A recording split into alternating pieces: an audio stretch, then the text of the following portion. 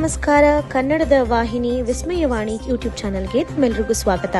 ವರದಿ ಓದುತ್ತಿರುವುದು ವಿದುಷಿ ಸ್ವಾತಿ ಪಿ ಭರದ್ವಾಜ್. ಮಂಡ್ಯ ಬಿಡಿ ಕಾಲೋನಿಯ ಜನರ ಹಳೆಯ ಸಮಸ್ಯೆಗೆ ಕೊನೆಗೆ ಪರಿಹಾರ ಸಿಕ್ಕಿದೆ. ಬಹು ವರ್ಷಗಳಿಂದ ಮಳೆ ನೀರಿನ ತೊಂದರೆ ಅನುಭವಿಸುತ್ತಿದ್ದ ಪ್ರದೇಶದಲ್ಲಿ ಶಾಸಕ ಗಣಿಗ ರವಿಕುಮಾರ್ ಅವರ ಮುಂದಾಳತ್ವದಲ್ಲಿ 15 ಕೋಟಿಯ ತಡೆಗೋಡೆ ನಿರ್ಮಾಣ ಕಾರ್ಯ ಪೂರ್ಣಗೊಂಡಿದೆ. ಜನರ ನೆಮ್ಮದಿಯ ಜೀವನಕ್ಕಾಗಿ ಶ್ರಮಿಸಿದ ನಿತ್ಯ ಶಾಸಕ ಎಂದು ಸಾರ್ವಜನಿಕರು ಶ್ಲಾಘಿಸಿದ್ದಾರೆ. ನಾವು ವಿಭಜಿಸಿದರೆ ನಾವು ನಾಶವಾಗುತ್ತೇವೆ, ಒಗ್ಗಟ್ಟಿನಿಂದ ಇದ್ದರೆ ನಾವು ಸುರಕ್ಷಿತವಾಗಿರುತ್ತೇವೆ ಎಂದು ಉತ್ತರ ಪ್ರದೇಶದ ಮುಖ್ಯಮಂತ್ರಿ ಯೋಗಿ ಆದಿತ್ಯನಾಥ್ ಲಖನೌನಲ್ಲಿ ತಿಳಿಸಿದ್ದಾರೆ. ಜಾತೀಯ ಮನೋಭಾವ ಹೊಂದಿರುವವರ ಪ್ರಚಾರದ ಬಲೆಗೆ ಬೀಳಬಾರದು ಎಂದು ಅವರು ಸಾರ್ವಜನಿಕರಿಗೆ ಕರೆ ನೀಡಿದ್ದಾರೆ.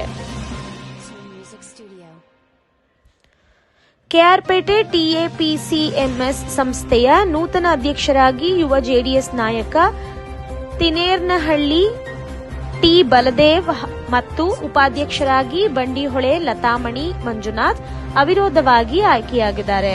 ಶಾಸಕರಾದ ಎಚ್ಟಿ ಮಂಜು ಅವರು ಇವರನ್ನು ಸನ್ಮಾನಿಸಿ ಅಭಿನಂದಿಸಿದರು.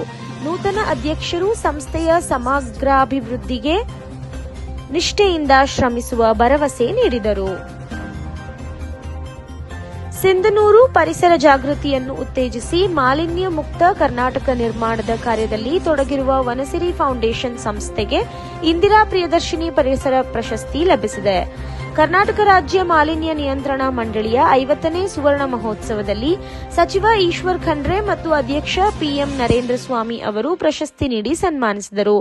ಸಂಸ್ಥೆಯ ಸ್ಥಾಪಕ ಅಧ್ಯಕ್ಷ ಅಮರೇಗೌಡ ಮಲ್ಲಾಪುರ ಈ ಗೌರವ ಸ್ವೀಕರಿಸಿದರು. ಬೆಳಗಾವಿ ಜಿಲ್ಲಾ ಕೇಂದ್ರ ಸಹಕಾರಿ ಬ್ಯಾಂಕಿನ ನಿರ್ದೇಶಕರ ಚುನಾವಣೆಗೆ ಮಾಜಿ ಉಪಮುಖ್ಯಮಂತ್ರಿಗಳು ಮತ್ತು ಅಥಣಿಯ ಜನಪ್ರಿಯ ಶಾಸಕರಾದ ಶ್ರೀ ಲಕ್ಷ್ಮಣ ಸವದಿ ಹಾಗೂ ಕಾಗವಾಡ ಶಾಸಕರಾದ ಶ್ರೀ ರಾಜು ಕಾಗೆ ಅಪಾರ ಬೆಂಬಲಗಳೊಂದಿಗೆ ನಾಮಪತ್ರ ಸಲ್ಲಿಸಿದರು. ಈ ವೇಳೆ ನಾಯಕರು ಮತ್ತು ಅಭಿಮಾನಿಗಳು ಹರ್ಷೋದ್ಗಾರ ವ್ಯಕ್ತಪಡಿಸಿದರು. ನಾನು ಸಿಎಂ ಆಗುವ ಕಾಲ ಹತ್ತಿರ ಬಂದಿದೆ ಎಂದು ಹೇಳಿಲ್ಲ. ಕೆಲವು ಮಾಧ್ಯಮಗಳು ಸುದ್ದಿ ತಿರುಚಿ ಪ್ರಸಾರ ಮಾಡಿವೆ ಎಂದು ಡಿಸಿಎಂ ಡಿಕೆ ಶಿವಕುಮಾರ್ ಸ್ಪಷ್ಟನೆ ನೀಡಿದ್ದಾರೆ.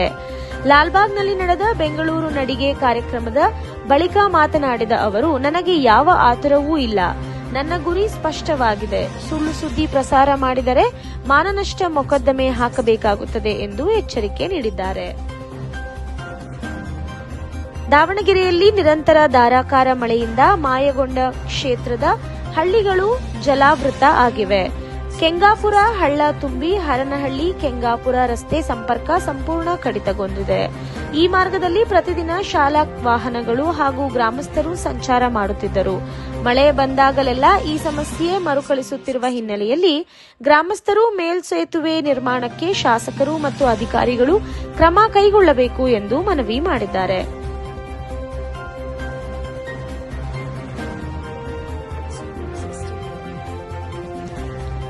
ಶಿವಮೊಗ್ಗ ಅಂಬೇಡ್ಕರ್ ಭವನದಲ್ಲಿ ವಿಶ್ವ ಹಿರಿಯ ನಾಗರಿಕರ ದಿನಾಚರಣೆ ಭಾವಪೂರ್ಣವಾಗಿ ನಡೆಯಿತು. ಜಿಲ್ಲಾ ಗ್ಯಾರಂಟಿ ಯೋಜನೆಗಳ ಅನುಷ್ಠಾನ ಪ್ರಾಧಿಕಾರ ಅಧ್ಯಕ್ಷ ಸಿಎಸ್ ಚಂದ್ರಭೂಪಾಲ ಅವರು ದೀಪ ಬೆಳಗಿಸಿ ಕಾರ್ಯಕ್ರಮ ಉದ್ಘಾಟಿಸಿದರು. ಸಾಧಕ ಹಿರಿಯರನ್ನು ಸನ್ಮಾನಿಸಿ ಮಾತನಾಡಿದ ಅವರು, ಹಿರಿಯರ ಸೇವೆ ಸಮಾಜದ ನೈತಿಕ ಕರ್ತವ್ಯ ಎಂದು ಹೇಳಿದರು. ಕಾರ್ಯಕ್ರಮದಲ್ಲಿ ಇಲಾಖೆ ಅಧಿಕಾರಿಗಳು ಮತ್ತು ನೌಕರರ ಸಂಘದ ಪ್ರತಿನಿಧಿಗಳು ಉಪಸ್ಥಿತರಿದ್ದರು. ಹೈದರಾಬಾದ್ನ ನೂತನ ಪೊಲೀಸ್ ಆಯುಕ್ತರಾಗಿ ಪದೋನ್ನತಿ ಹೊಂದಿದ ಎನ್ಕೌಂಟರ್ ಕಿಂಗ್ ಶ್ರೀ ವಿಶ್ವನಾಥ ಸಜ್ಜನರ ಅವರನ್ನು ಹುಬ್ಬಳ್ಳಿ ಧಾರವಾಡ ಸೆಂಟ್ರಲ್ ಕ್ಷೇತ್ರದ ಶಾಸಕ ಶ್ರೀ ಮಹೇಶ್ ತೆಂಗಿನಕಾಯಿ ಅವರು ಭೇಟಿಯಾಗಿ ಅಭಿನಂದಿಸಿದರು.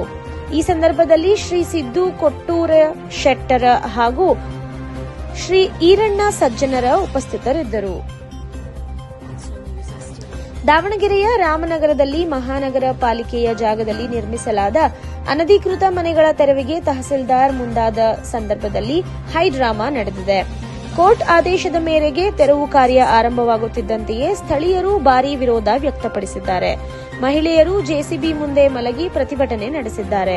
ಪೊಲೀಸರ ಬಿಗಿ ಭದ್ರತೆಯಲ್ಲಿ ಅವರನ್ನು ಸ್ಥಳಾಂತರಿಸಲಾಗಿದೆ. ಈ ಕೆಡವುತ್ತಿರುವ ಮನೆಗಳನ್ನು ಮಹಿಳೆಯರ ಕಣ್ಣೀರು ತುಂಬಿದ ದೃಶ್ಯ ಮನಕಲುಕುತ್ತಿದೆ. ಸಂತೆಬೆನ್ನೂರು ಯೋಜನಾ ವ್ಯಾಪ್ತಿಯ ಬೆಂಕಿಕೆರೆ ಗ್ರಾಮದ ಜ್ಞಾನ ವಿಕಾಸ ಕೇಂದ್ರದ ಮಾಸಿಕ ಸಭೆ ನಡೆಯಿತು.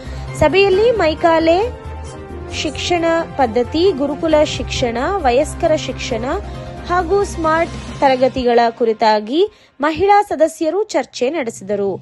ಸಂಪನ್ಮೂಲ ವ್ಯಕ್ತಿ ಸದಾನಂದ ಸೇವಾ ಪ್ರತಿನಿಧಿ ಪಾರ್ವತಮ್ಮ ಮಾರ್ಗದರ್ಶನ ನೀಡಿದರು. ಉಷಾ, ವೀಣಾ, ಲಕ್ಷ್ಮೀಬಾಯಿ ಸೇರಿದಂತೆ ಅನೇಕ ಮಹಿಳಾ ಸದಸ್ಯರು ಭಾಗವಹಿಸಿದರು. ಇದು ಇಂದಿನ ವಿಶೇಷ. ನಿರಂತರ ಸುದ್ದಿಗಾಗಿ ನೋಡ್ತಾ ಇರಿ ವಿಸ್ಮಯವಾಣಿ. ಇದು ಕನ್ನಡಿಗರ ಧ್ವನಿ.